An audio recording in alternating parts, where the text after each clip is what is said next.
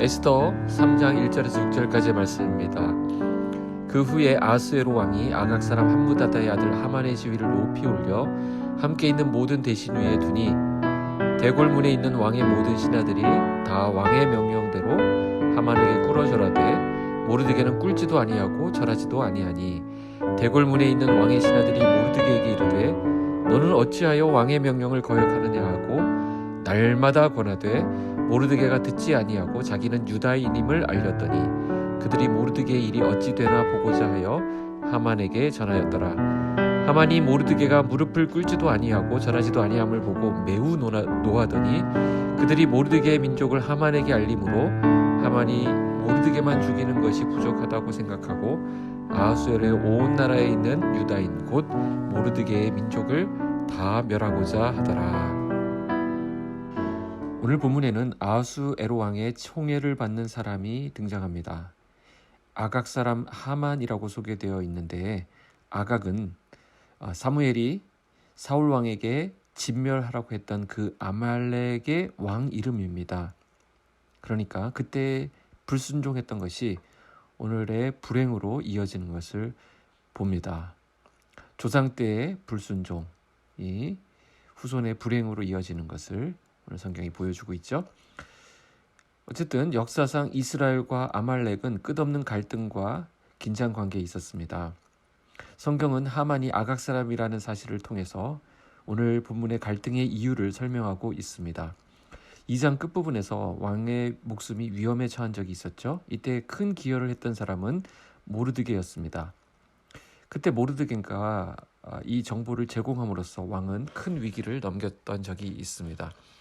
그러나 모르드게가 이 일로 인해서 어떤 보상을 받지 못하게 되었습니다. 아마도 모르드게가 받아야 할 상을 하만이 대신 받은 게 아닌가 싶습니다. 왜냐하면 모르드게의 공로가 묻혀버리는 2장의 마지막 부분과 대조적으로 3장에서는 하만이 높아지는 모습으로 시작하고 있기 때문입니다.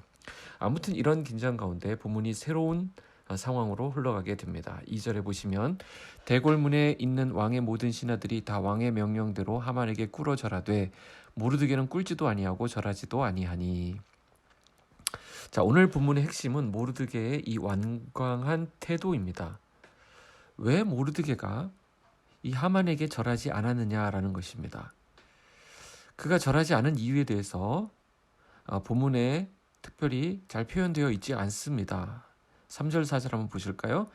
대궐문에 있는 왕의 신하들이 모르드게에게 이르되 너는 어찌하여 왕의 명령을 거역하느냐 하고 날마다 권하되 모르드게가 듣지 아니하고 자기는 유다인임을 알렸더니 그들이 모르드게의 일이 어찌 되나 보고자 하여 하만에게 전하였더라.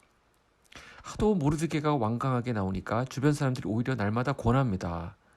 아무리 그렇게 하더라도 모르드게는 끝까지 뜻을 굽히지 않습니다. 그런 가운데 밝히고 싶지 않았던 자신이 유다인이라고 하는 사실이 드러나게 됩니다. 이것도 매우 이상한 부분이죠. 분명 모르드게가 에스더에게는 어떻게 했습니까? 너 유다인임을 철저히 숨겨야 된다 이렇게 했었거든요. 자, 오늘 본문을 해석하는 데 있어서 이 부분이 굉장히 어려운 측면이 있습니다. 자, 모르드게가 절하지 않은 것이 어떤 이유인지 알기가 쉽지 않기 때문입니다.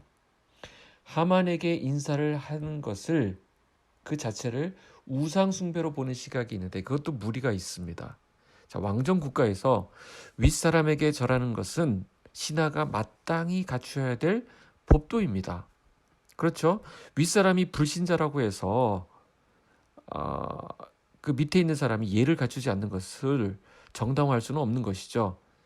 이 본문을 오늘날 직접적으로 적용하는 것이 얼마나 위험한지 모릅니다. 이걸 근거로 해서 불교 신자인 상사에게는 반항해도 된다라든지 우리 학교 선생님이 타 종교를 믿는다고 해서 거기에다가는 불순종해도 된다 이렇게 말하는 것은 억지이죠.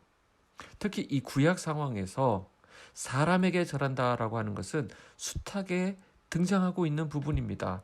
하나님을 잘 섬기는 사람들도 다른 사람을 만났을 때 예를 표하고 절하기도 하고 엎드리기도 하고 그랬습니다. 절하는 것은 윗사람에 대한 공경의 표시이기 때문에 그렇습니다. 그러니까 모르드게는 궁궐에서 근무하면서 평소 그 왕궁의 의례에 따라서 지냈을 가능성이 큽니다. 그러니까 다른 상관에게는 얼마든지 절하고 이해를 표하고 했을 것입니다. 그렇다고 한다면 오늘 본문에서 유독 하만에게만 절하지 않은 것은 우리에게 쉽게 이해가 되질 않습니다. 그렇다면 우리는 이 본문의 정황으로 다시 들어가야만 합니다. 3장 1절이 어떻게 시작했죠? 그 후에라고 시작하고 있습니다. 그러니까 바로 앞의 사건과 오늘 사건이 긴밀하게 연결되어 있다는 것입니다. 성문에서 근무하던 모르드게는 빅단과 데레스의 음모를 알게 됩니다. 그리고 그것을 에스더를 통해 제보합니다. 그 결과 역모를 꾸미던 빅단과 데레스는 발각이 되어서 처형되었고요. 또 이 사건 처리 과정이 다 낱낱이 공개됨으로써 이 공개적 진행에 있어서 누가 공을 세웠는지가 관심이 될 수 있습니다. 또한 에스더는 이것을 모르드게 이름으로 왕에게 알려주었잖아요.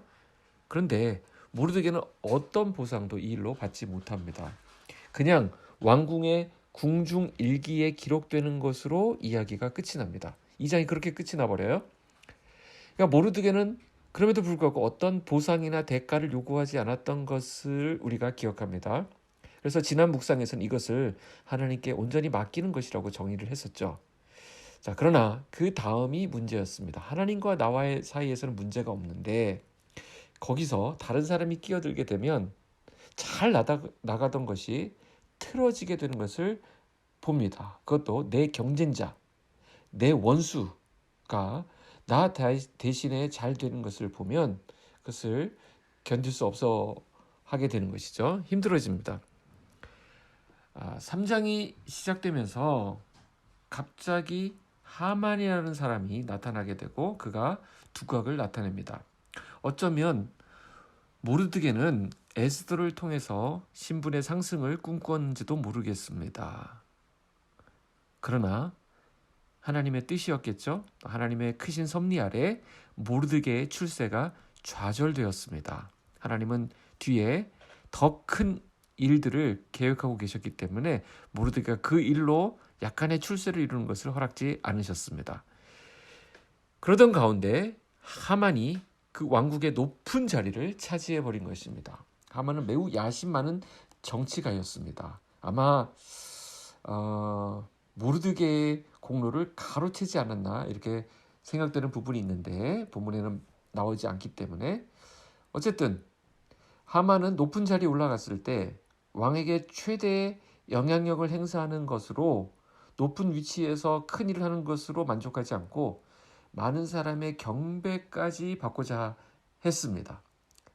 이로 인해서 궁궐한 모든 사람들은 마치 왕에게 하듯 하만에게도 공경을 표해야만 했습니다. 자, 이 과정에서 모르드게의 속이 뒤집어질 만한 것 이해가 됩니다.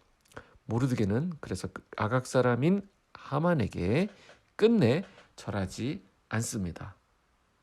그러다 자신이 유다인이라는 사실까지 밝혀지게 됩니다. 앞에도 말씀드렸듯이 오늘 묵상은 이런 점에서 참 쉽지가 않습니다. 모르드게의 행동이 믿음의 행동이었다고 말하는 것이 어찌 보면 무난해 보이기까지 합니다. 그러나 오늘 본문은 이것이 믿음의 모습이라고 전혀 말하고 있지 않습니다. 또 모르드게가 우상 숭배를 거부한 것은 더더욱 아닙니다. 그저 타국에서 살아가는 모르드게에게 연이은 어려움이 생긴 것입니다. 앞에서 에스더가 왕으로 간택되면서 상황이 좀 나아질 것처럼 보였지만 그리고 그가 큰 공을 세워서 조금 더 높은 자리로 올라갈 수 있을 거라 기대했지만 어찌된 일인지 모든 것이 좌절되어 버렸습니다. 거기다가 뜻하지 않은 하만이라고 하는 사람의 등장으로 일이 더욱 어렵게 되어버렸습니다. 충분히 공감할 수 있는 부분이죠. 우리도 내 뜻대로 상황이 안 풀리는 경우가 있을 수 있습니다. 그럴 때 어떻게 합니까? 그때 우리는 어떻게 해야 되죠? 그냥 될 대로 되라 하면서 포기해야 될까요?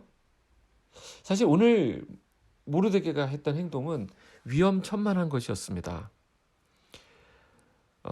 에스더에게는 숨기라고 했던 우리가 유다 족속이다라고 하는 사실 이것을 숨기라고 했는데 자신은 그런 과정 가운데 그냥 드러내버렸습니다. 개인의 자존심을 내세우다가 유다 민족 전체가 어려움에 빠지게 된 것입니다. 자, 그렇기 때문에 오늘 본문을 보면서 우리는 하나님을 구할 수밖에 없습니다. 무엇입니까? 내가 망쳐버린 계획, 내가 망가뜨린 인생이라 하더라도 하나님이 개입하시면, 하나님이 들어오시면 온전하게 회복될 수 있기 때문입니다. 우리는 성경을 쭉 봤기 때문에 이 일의 결과를 알고 있습니다. 그렇기 때문에 안심하는 부분이 있죠. 인간은 실수합니다. 그러나 하나님은 실수하지 않으십니다. 우리는 이를 꼬이게 하고 오히려 문제를 풀려고 하다가 더 키워버리는 그런 우를 범하지만, 하나님이 들어오시면, 하나님이 간섭하시면, 하나님이 함께 하시면 그 모든 우리의 실수를 온전하게 회복시키시는 것을 우리는 알고 있습니다. 내가 잘해서, 내가 순종해서 복을 받는 것이 아닙니다. 우리의 약함에도 불구하고 우리를 사랑하시고 우리를 품으시는 하나님의 은혜로 우리는 사는 것입니다. 기도하겠습니다. 하나님 감사합니다. 오늘 말씀을 통해서 우리의 실수와 우리의 넘어짐과 우리의 망가짐에도 불구하고 하나님 우리를 품으시고 우리를 보듬으시고 우리를 다듬으셔서 온전한 하나님의 사람으로, 복 있는 사람으로 세워주시니 감사를 드립니다. 결국 오늘 우리의 삶을 주님께 맡길 수밖에 없습니다. 하나님, 우리 힘으로 할 수 없는 것, 우리 생각을 넘어서는 부분 하나님이 개입하셔서 하나님께서 온전히 해결하여 주시옵소서. 주님을 의지합니다. 주님을 사랑합니다. 예수님의 이름으로 기도하옵나이다. 아멘.